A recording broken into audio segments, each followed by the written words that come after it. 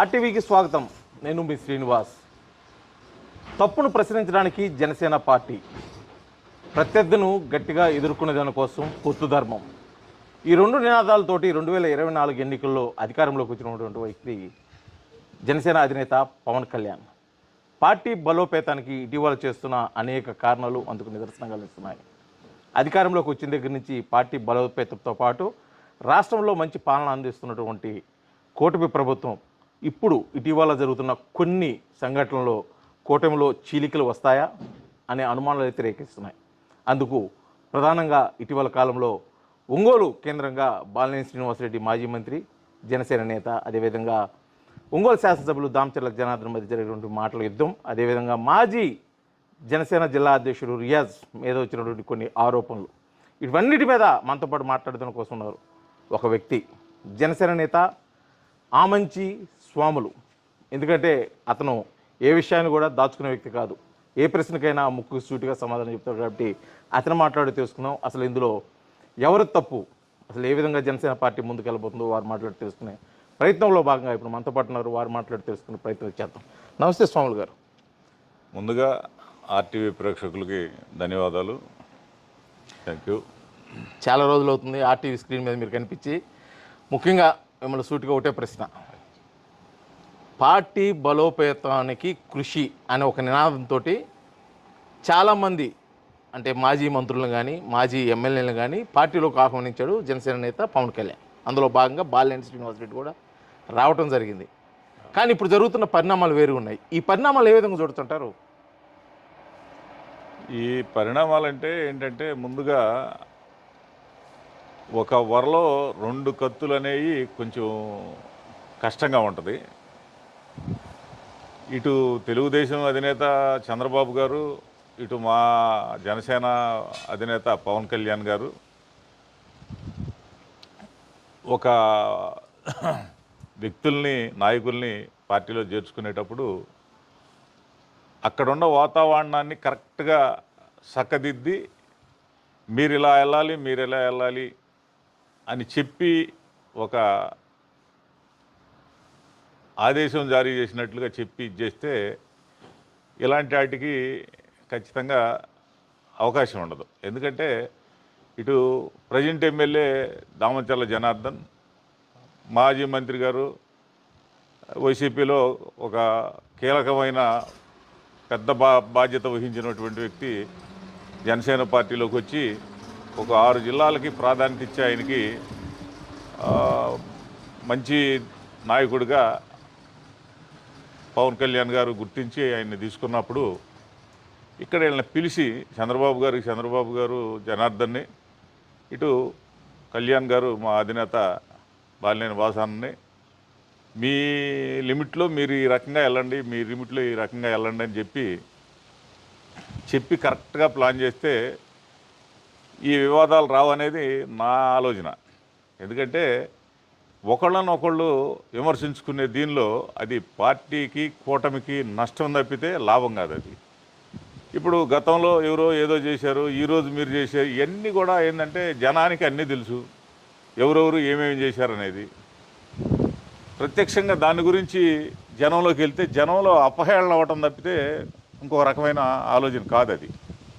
ఈరోజైనా సరే వాసు గారికి ఇదిగో మీరు ఈ దీనిలో వెళ్ళండి, మీ యాంగిల్లో మీరు వీటిని ఇది చేయొద్దు, అట్లానే జనార్దన్ గారికి ఖచ్చితంగా ఒక ఆదేశం పాస్ చేయకపోతే ఇది మటుకి పార్టీకి ఖచ్చితంగా చూడటానికి చూసేవాళ్ళకి కానీ అవకాశవాదులకు కానీ ఇది తేలిగ్గానే కనిపించుద్ది.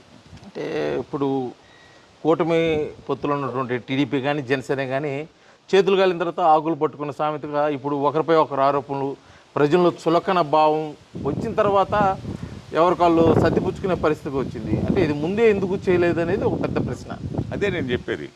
అధినేతలు ఇద్దరు కూడా వాళ్ళని పిలిచి వాళ్ళ పరిధిలో, ఇప్పుడు వాసు గారు జనసేన పార్టీలో చేరిన తర్వాత ఆయనకి ఇచ్చే ఆదేశాలు కంప్లీట్గా ఆయనకి ఇచ్చేసేసి జనార్దన్ గారిని ఖండించాల్సిన రీతిలో ఖండించేసి ఇది మీ దీనిలో ఇట్లా మాట్లాడకూడదని చెప్పేస్తే ఇలాంటివి రావు ఖచ్చితంగా. ఇది ఒక ప్లాన్ ప్రకారం మాట్లాడిస్తున్నారా, లేకపోతే బాలినేని గారిని జనార్దన్ గారి చేత అనేది కూడా జనంలో ఒక విధమైన ఆలోచనలు వస్తున్నాయి. ఆ ఆలోచనలు రాకుండా ఉండాలంటే ఇకనైనా సరే ఖచ్చితమైన ఆలోచనతో వీళ్ళని కరెక్ట్ చేయాల్సిన బాధ్యత నాయకులకు ఉంది. అంటే ఇప్పుడు మీరు ఒక మాట అన్నారు, కావాలని మాట్లాడిస్తున్నారా అని. అవును. అంటే ఎవరిని ఎవరి చేత ఎవరు మాట్లాడిస్తున్నారు? అంటే ఈరోజు ఏమవుతుందంటే నావ దాటిన తర్వాత తెప్పదగలేసిన విధంగా కొన్ని కామెంట్స్ చూస్తే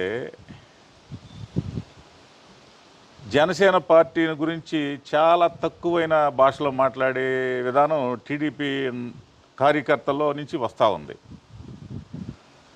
అది ఎవరు చేస్తున్నారు అసలు? అది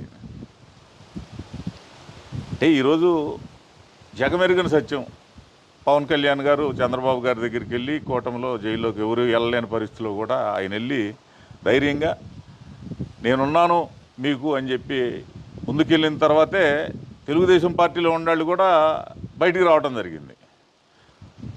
దీన్ని సత్యాన్ని వదిలేసి ఈరోజు పవన్ కళ్యాణ్ గారు లేకపోయినా, జనసేన పార్టీ మాకు సపోర్ట్ లేకపోయినా మేము ఇది చేసేవాళ్ళం, జనసేనలో అసలు ఏముంది, కేడర్ లేదు, గ్రౌండ్ లేదు అని ప్రతి నియోజకవర్గంలో కూడా సులకనగా చూసే మాట మటుకు వాస్తవం. పక్కా పార్టీని డెవలప్ కాకుండా పార్టీ జనసేనకు సంబంధించిన నాయకుల్ని తొక్కిపట్టడం అనేది ఏడకాడ జరిగే దానిలో ఇలాంటి ఆలోచనలు, ఇలాంటి కామెంట్లు చేయడం అనేది ఎందుకు వస్తున్నాయి? పై ఆదేశాలు సవ్యంగా ఉండి ఖండింపు అనేది ఎవడన్నా మాట్లాడితే చట్టరీత్యా చర్యలు తీసుకుంటామని ఖచ్చితంగా తెలుగుదేశంకు సంబంధించిన అధిష్టానం వార్నింగ్ ఇచ్చి చెబితే కార్యకర్త ఎవడు కూడా మాట్లాడటం. ఇప్పుడు మీరు చెప్తుంటే ఒక చిన్న డౌట్ కూడా వస్తుంది. అంటే కొన్ని సంఘటనలు చాప కింద నీరులాగా వీళ్ళతో మనకు అవసరం లేదని చెప్పేసి టీడీపీ భావిస్తుందా?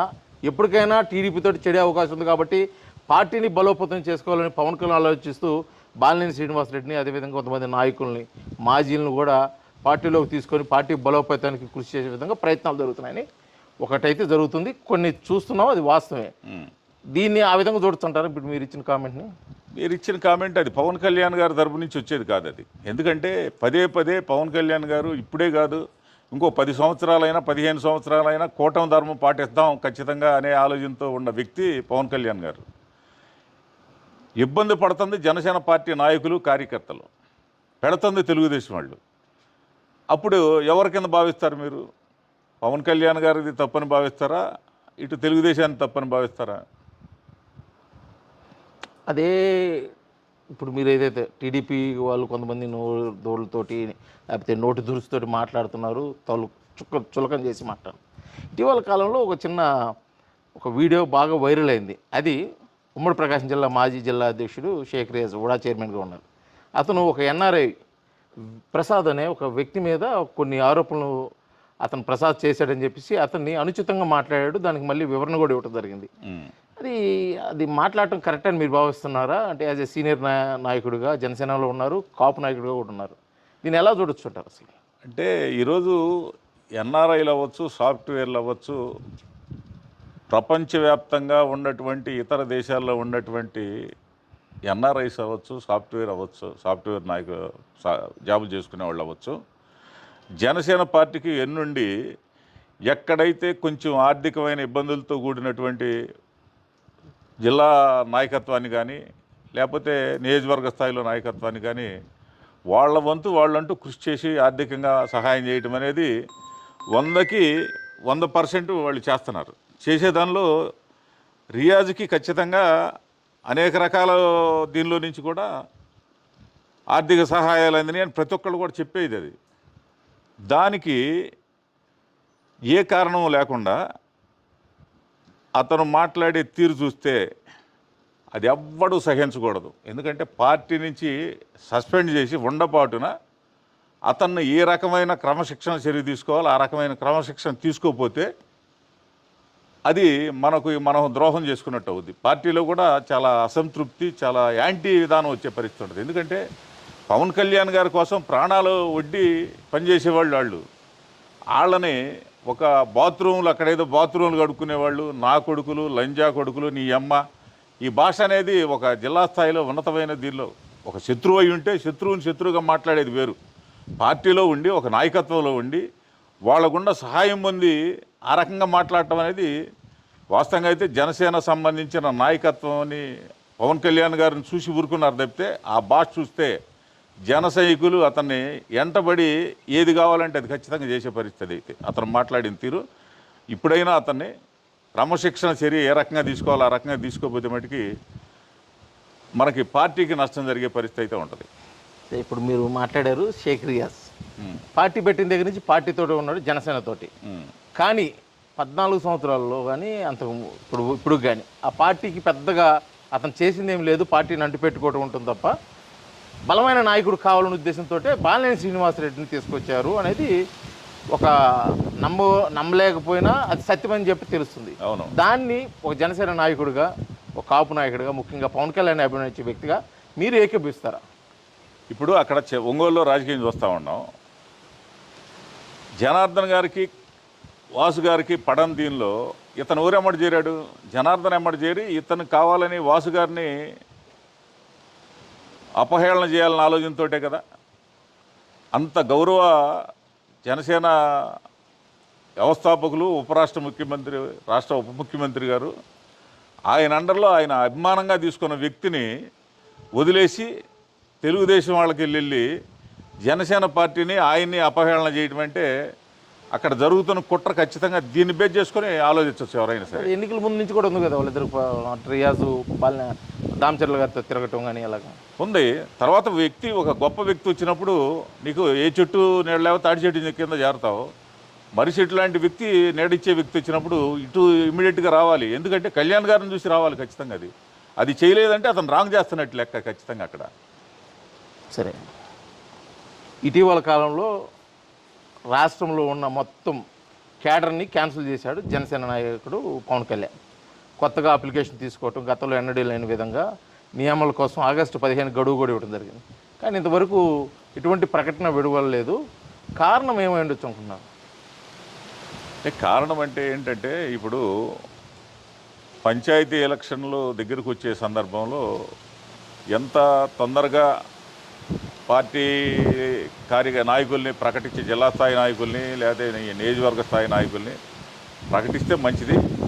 ఆయనకుండా ఆలోచన, కళ్యాణ్ గారికి ఉన్న ఆలోచన, అదిగాక మొన్న ఈ మోకచెయ్య ఆపరేషను మళ్ళీ నిన్న ఆరోగ్యపరంగా కొంచెం దీనిగా లేకపోవటం వల్ల కొన్ని కారణాల వల్ల లేట్ అవుతుంది తప్పితే ఆయన బ్రాండ్తో ఒక గొప్ప నాయకత్వాన్ని అయితే రాష్ట్రంలో అందించడానికి ఆయన చాలా కృషి చేస్తున్నారు. ఓకే, ఆమంచి స్వాములు 2024 ముందు జనసేన నుంచి ఒక మంచి ఏదో ఒక నియోజకవర్గం నుంచి, ముఖ్యంగా గిద్దలూరు నుంచి పోటీలో ఉండాలని భావించాడు, గట్టి ప్రయత్నాలు చేశాడు, ఒక మంచి పోటీ కూడా ఇచ్చాడు. కానీ ఇప్పుడు మొన్న అప్లై చేసుకున్నటువంటి అప్లికేషన్లో ఆమంచి స్వాములు దేనికి నామినేట్ చేసుకున్నారు, అంటే దేనికి అప్లై చేశారు, ఏమి ఆశిస్తున్నాడు అనేది ఇప్పుడు ప్రజలు అనుకుంటున్నారు. నేను సహజంగా ఏంటంటే ఇక్కడ చీరాల్లో అంతా కూడా పొల్యూషన్ అయిపోయింది ఇక్కడ. ఈ దీనిలో నేను ఫస్ట్లో కూడా కళ్యాణ్ గారిని అడిగింది గిద్దలూరు. ఈ మధ్యలో కూడా నేను వాసన్న పార్టీలో చేరిన తర్వాత వాసన్నను కూడా అన్న ఎందుకు అంత గందరగోళం, నాకు గిద్దలూరుకి ప్లాన్ చేస్తాను నేనంటే, అట్లానే రామ్ తల్లూరి గారిని కూడా కలిసి ఆయన కూడా చెప్పడం జరిగింది. కాళస్వాములు గారు, మీరు జిల్లా స్థాయిలో ఉండాల్సిన వ్యక్తి, రాష్ట్ర స్థాయిలో ఉండాల్సిన వ్యక్తి, మీరు ఖచ్చితంగా బాపట్ల జిల్లాకి పెట్టుకోండి, బాపట్ల జిల్లా తీసుకోండి. మీరు గిద్దలూరు రేపు ఎలక్షన్ నాటికి అవసరమైతే మీరు గిద్దలూరుకి వెళ్ళడానికి కానీ మీరు ఆడ కావాలంటే ఆడకి ఇచ్చేసుకోవడానికి అవకాశం ఉంటుంది కాబట్టి బాపట్లకి పెట్టమంటం జరిగింది. నేను బాపట్ల పార్లమెంటుకి సంబంధించిన దీని కింద పెట్టాల్సి వచ్చింది, ఇన్ఛార్జిగా పెట్టాను ఆల్రెడీ. దాంట్లో అయితే ఏంటంటే కొన్ని పూల రంగడి రాజకీయాలు జరుగుతూ ఉన్నాయి. అంటే మనకి దెబ్బ కొట్టాలనే రాజకీయాలు ఏవో చెప్పుకుంటూ ఉన్నారు. వాటిని ఏంటంటే పూల రంగడి రాజకీయాలు అంటారు నా లెక్కలో. దానివల్ల ఏమవుద్దంటే ఒక వ్యక్తి, బలమైన వ్యక్తిని ఒక జిల్లాకి ఇచ్చేసినప్పుడు ఆర్థికంగా అవ్వచ్చు, లేకపోతే అన్ని కులాలను కలుపుకోలే వ్యక్తిని కావాలని కోరుకునే దానిలో పవన్ కళ్యాణ్ గారు కొంతమంది కొన్ని రకాలైన ఆలోచనలు, దుర్మార్గమైన విధానాలు చేస్తే అది రేపు భవిష్యత్తులో వాళ్ళకే ఇబ్బంది అవుతుంది తప్పితే నాకైతే ఏమి ఇబ్బంది కాదు. అది అంటే ఆమంచి స్వాములకి ఏమీ లేకుండానే ఒక స్టేట్లో ఒక స్టేటస్ సింబల్ ఉంది, ఒక గుర్తింపు ఉంది. అతనికి ఒక మంచి గుర్తింపు ఇస్తే అతను మనం తట్టుకోలేమని చెప్పేసి కొంతమంది జనసేనలోనే మీకు ఎగనెస్ట్గా పనిచేస్తున్నారు, మీరు అనుకున్న స్థాయికి రాకుండా అడ్డుపడుతున్నారు అనేది ఒకటి ఉంది. అది వాస్తవం. దాన్నే నేను అనేది పూల రంగడు రాజకీయాలు అంటే అయ్యే మరి అది జనానికి లోకానికి అంతా తెలుస్తుంది. నేను చెప్పే పోలరంగడ రాజకీయం అంటే పేర్లు ఎవరో ఉండొచ్చండి. అయ్యా అది చెప్పడం వేస్ట్ అది. ఓకే అదే సరే, అయితే మీరు గట్టిగా గిద్దలూరు వెళ్ళాలని పట్టుబడిన సందర్భం దగ్గర నుంచి బాపట్ల జిల్లా ఇన్ఛార్జిగా అప్లై చేసేంత వరకు కూడా మీకు కొంత అయిష్టంగానే కొన్ని పనులు చేయాల్సి వచ్చింది. దానికి ముఖ్యంగా రాష్ట్ర మంత్రి నాదెళ్ల మనోహర్ కూడా కొంత గిద్దలూరు కాదు, ఇతన్ని బాపట్ల జిల్లాకే పరిమితం చేయాలనే ఉద్దేశంతో కూడా మీ మీద ఒక గట్టి ఒత్తిడి పెట్టారన్నట్టుగా కూడా ఒక వార్తలు వినిపిస్తున్నాయి. అంటే ఆయన ఒత్తిడి పెట్టే దాని గురించి పవన్ కళ్యాణ్ గారు ఇష్టంగానేది. ఒకళ్ళు ఇష్టమైతే నాకు తెలిసి ఏముండదు. ఆమన్ స్వాములు అంటే పవన్ కళ్యాణ్ గారు ఒక నిర్ణయం తీసుకొని బాపట్ల జిల్లా వేసినా, చీరాలు ఇచ్చినా, గిద్దలూరు ఇచ్చినా నేను దీనికైనా సరే వర్క్ చేసి మంచి రాజకీయాన్ని నేను చూపించడానికి ఎప్పుడైనా రెడీగా ఉన్నాను. సరే, రాబోయే స్థానిక ఎన్నికలు ఉన్నాయి, అంటే పంచాయతీ ఎన్నికలు, మున్సిపల్, జడ్పీటీసీ, ఎంపీటీసీ ఉన్నాయి.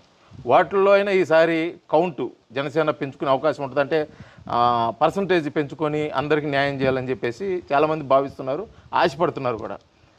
ఇదేమన్నా ఒక అవకాశంగా భావించి ఈ తరుణంలో ఆశ అంటే ఆ కోరికని నెరవేర్చుకునే అవకాశం ఏమైనా అంటారా? అంటే ఎలక్షన్ ఇంకా 2 నెలలు 3 నెలలు పోస్ట్ పోన్ చేస్తాననే దీనిలో, లేకపోతే ఎప్పుడో మా అధినేత ఖచ్చితంగా జిల్లా స్థాయి, నియోజకవర్గ స్థాయి ప్రకటించి ఖచ్చితంగా ఎక్కడెక్కడ బలంగా మనం వేయడానికి అవకాశం ఉంటుందో తీసుకున్న 20%, 30%, 40% అనే దాన్ని బేస్ చేసుకొని చేయడానికి సిద్ధంగా ఉండే దీనిలో కొంచెం పోస్ట్ పోన్ అవుతాయి అనే దీనిలో జరిగింది. అది ఖచ్చితంగా ఇచ్చేదాన్ని బట్టి ప్రతి చోట కూడా మంచి దీనిగానే నిలబెట్టడానికి సిద్ధంగా చేస్తాం. ఇది మొత్తానికి జనసేన నాయకులు, కాపు నాయకులు ఆమంచి స్వాములు అయితే మనసులో ఉన్నమాట పూర్తిగా చెప్పాడు. ఒక వరలో 2 కత్తులు ఇమ్మడవు. ముందుగానే ఆ పార్టీకి సంబంధించిన పెద్దలు ఆలోచించుకొని ఒక సరైన నిర్ణయం తీసుకుంటే ఇటువంటి సమస్యలు రాకుండా ఉంటాయి. ఇప్పటికైనా పార్టీ పెద్దల నిర్ణయాన్ని గౌరవిస్తే చాలా బాగుంటుంది. అదేవిధంగా ప్రతి పార్టీలో కూడా ఒకరు ఎదుగుదలకు ఖచ్చితంగా అడ్డుపడే వాళ్ళు ఉంటారు కాబట్టి అవన్నీ నేను పట్టించుకోకుండా రాబోయే రోజుల్లో పార్టీ బలోపేతానికి ముందుకెళ్తాను. ఉన్నటువంటి చిన్న చిన్న సమస్యలు కూడా త్వరితగతిన పరిష్కరించి పార్టీ బలోపేతానికి ప్రతి ఒక్కరు కూడా కృషి చేయాలి. రానున్న రోజుల మటుకి జనసేనలో ఒక మంచి స్థానంలో అయితే నన్ను చూడబోతారన్నట్టు కూడా ఆశాభావం వ్యక్తం చేస్తున్నారు ఆమంచి స్వాములు. వీడియో జర్నలిస్ట్ లక్ష్మణ్తో శ్రీనివాస్, RTV, వేటపాలెం, బాపట్ల జిల్లా. తెలుగులో ఫాస్టెస్ట్ న్యూస్ యాప్ ఇప్పుడు కొత్త అవతారంలో 5 సెకండ్లోనే పూర్తి వార్తా సమాచారం మీ చేతిలో. సోషల్ మీడియా ట్రెండ్స్ మీ కళ్ళ ముందుకే live TV and voice search ఆప్షన్స్తో ఇప్పుడే డౌన్లోడ్ చేయండి. యాప్ లింక్ డిస్క్రిప్షన్లో ఉంది.